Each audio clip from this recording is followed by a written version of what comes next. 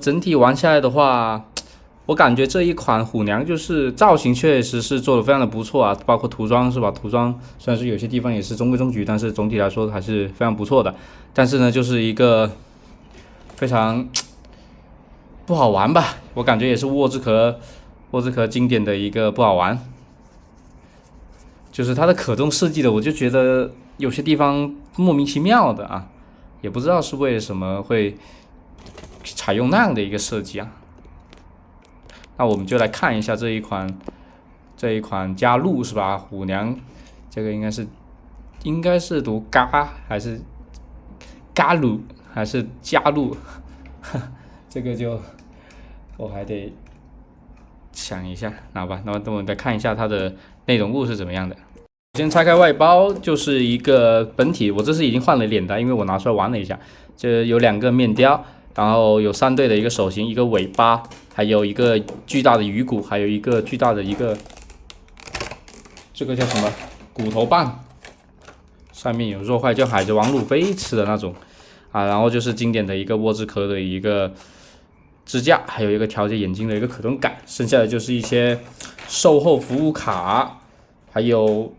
说明书，这个就不带大家看了。还有一张就是沃兹壳经典的一个，算得上是预定特点吧，一个贴纸啊。我个人对这种跟玩具本身没什么关联的一个特点是没有什么感觉啊，因为我可能希望能把出特点的这份功夫去拿去给那个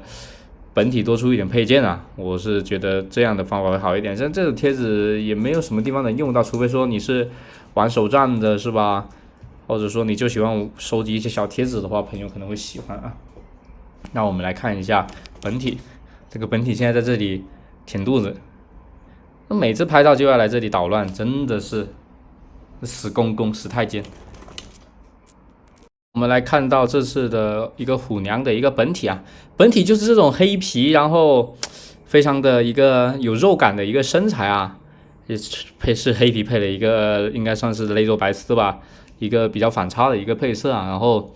整体给我的一个感觉就是那种很假小子的一个感觉，是那种功夫熊猫里汉江虎的那种感觉啊。但是呢，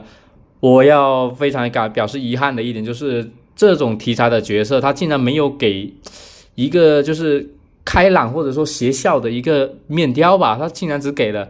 这一个面无表情的一个标准脸，还有一个怒吼的一个愤怒脸啊。但是我觉得你把特点或者说把其中一个那种什么鱼骨头那种配件换成一个他的一个邪笑的一个表情的话，我觉得这个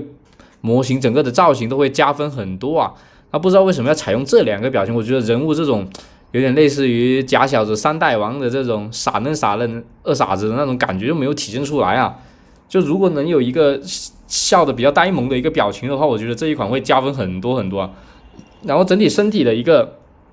造型就是一个福瑞化的一个虎娘了，虽然说是福瑞把它的老虎的特征也只有在手臂和头体现啊，其他地方还有一个尾巴我没有装，其他地方倒是没有去给它做一个很动物化的一个表达，包括它的脚也只是脚掌稍微有点长，其他地方并没有兽化的一个特征啊。然后我要夸一下的是，这一次它身体的这一个阴影喷的确实是蛮漂亮啊，这阴影的一个涂装的一个质感倒是都做出来了。然后来看一下它的一个面雕，面雕的话就是我觉得算是蛮漂亮，这里还有一个呆毛露出来的一个白色呆毛的一个痕迹啊，然后旁边有2个比较反差的一个小麻花辫给露出来，这也有2个粉色的小麻花辫，我觉得是蛮可爱的。包括后面头发的这一个白色涂装也是没有太多的一个瑕疵在啊，虽然我这里有一点小蹭漆。然后背后的话就是比较性感的一个身材，就是比较非常勒肉，非常单薄的一个束腰之类的东西在吧，我也不知道叫什么，这东西叫什么。还有一个非常日式的一个大的一个蝴蝶结，这个蝴蝶结非常的软啊，并不会影响它的一个可动。然后整个手臂的话是一个虎皮的一个手臂，但是它这个替换的手型跟这个虎臂本身竟然存在一定的色差。我们能看到这里是发黑的啊，发绿发黑乌青的，但是整个手臂的一个虎皮呢又非常的亮啊，所以说这里看起来是会有一点割裂啊。包括它掌心的一个白色涂装跟这个手臂的一个白色涂装也是对不上号的，也是有一个比较明显的一个色差存在啊。我不知道这是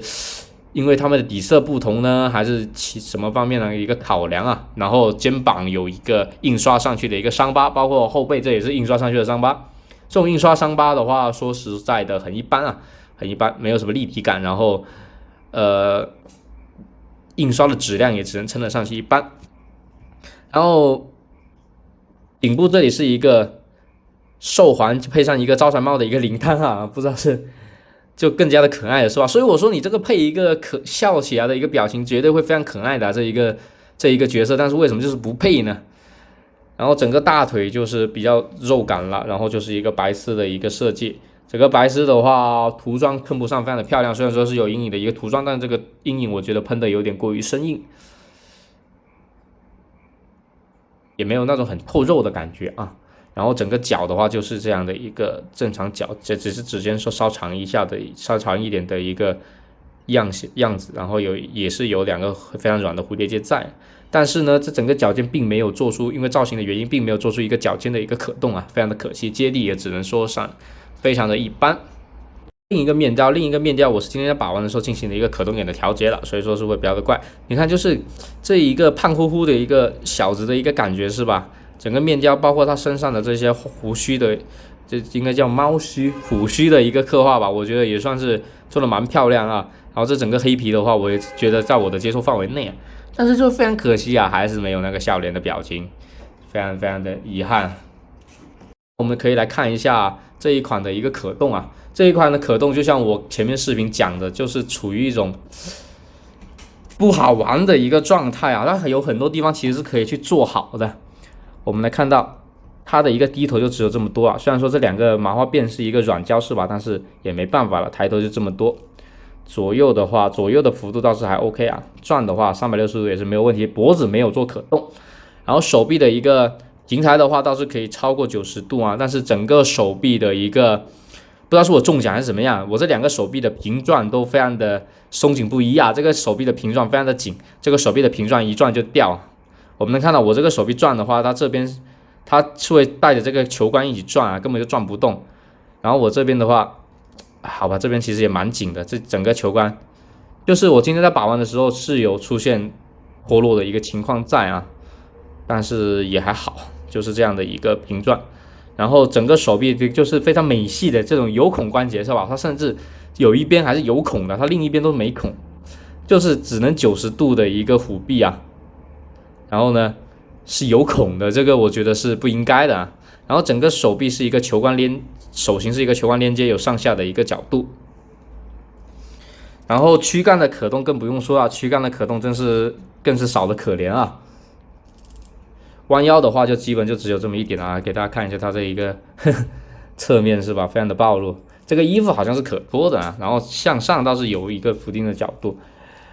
然后左右的话就没什么角度了，非常的小，所以说整个躯干的一个可动可以说聊胜于无。然后它这一个腿部的一个关节，买过沃兹壳的朋友都知道啊，我不知道大家有没有玩过孩之宝老的一个3.75，他们的一个胯部关节就是一个直插的一个关节，你如果它一般只能往着一个方向移动，一般就是只能往侧面，是吧？然后它的前面是会受限的，就如果你要解锁它向前的一个可动的话，你是需要去调整它这里的一个角度，让整个关节的方向能够向前，再把这一个平转给转过来之后，它才能有一个比较正常的一个前踢的一个幅度。我不知道为什么要采用这样的一个胯部的一个关节设计，而且这样的松紧度非常的差啊！这一个是可动调节起来非常的费劲，一个是松紧度非常的差。然后呢，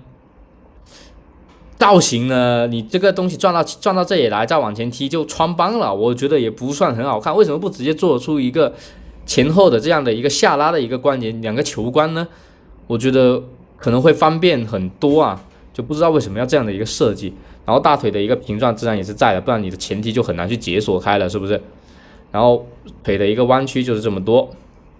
然后脚的接地就只有15度左右，并不算非常优秀的一个接地啊。然后整体的一个模型是没有细节的，我帮你们看过了。虽然说可脱，虽然我没有脱，但是它虽然可脱，但是它是没有细节的啊。所以说，想有点不好的想法的朋友们可以打消这个念头了啊。看一下它的一个配件，这是它的一对手型，就是一对张开的一个手型，我拿一个给大家看吧。该给我换手型的体验就是极其难装，非常非常难装。它这个球杆，就如果你不去吹风或者说泡热水的话，是很难装进去的。你装进去的话，你会发现你的手指是没有地方施力，你只能按着它这个指甲或者按着它这个掌心，都有几率会蹭掉漆，啊。所以说安装的时候一定要小心，不要把指甲给它掰断了，或者说把它刮掉漆的。所以这个安装还是非常非常费劲的，真的是很紧啊，不知道为什么。本体的那一对手型安装倒是非常的轻松，很轻松的啪嗒就装进去了。然后就是2个实心的一个握拳手啊，就只给大家看一个就好了。实心的一个握拳手，手型是蛮可爱的啊。然后还有一条尾巴，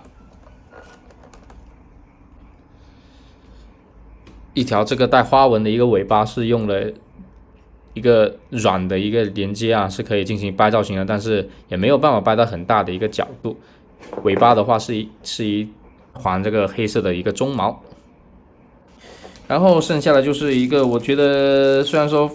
挺有特色，但是我觉得完全可以换成面雕的一个配件啊，就是这一个大鱼骨头，没有什么任何其他的玩法，就是这样一个简单的一个鱼骨头在啊，然后上面也是有一些像类似小字喜一样的东西吧，但是我个人觉得质感也是一般啊。然后这个骨头真的是很尖锐，很扎手啊，非常的扎手。为什么我说这个东西没什么必要呢？因为它有这个东西替代了呀。你一个实物的配件何必做2个呢？实物题材的配件何必做2个呢？你看这样的一个大骨棒是吧？像小时候那个《猫和老鼠》里面出现的那种大肉块啊，非常的可口。为什么我会夸这个？一个是它的阴影做的非常的好，一个是它做出的这种缺口的感觉是吧？能模拟那个小猫吃完这个的一个状态。还有一个就是它可以单独的把这个骨头拆下来是吧，进行一个分别的一个展示。那我觉得你这个配件设计的就蛮用心的呀，可玩性什么的都还 OK 是吧？涂装也蛮漂亮的啊，包括这个白色的一个肉纹是吧？那你相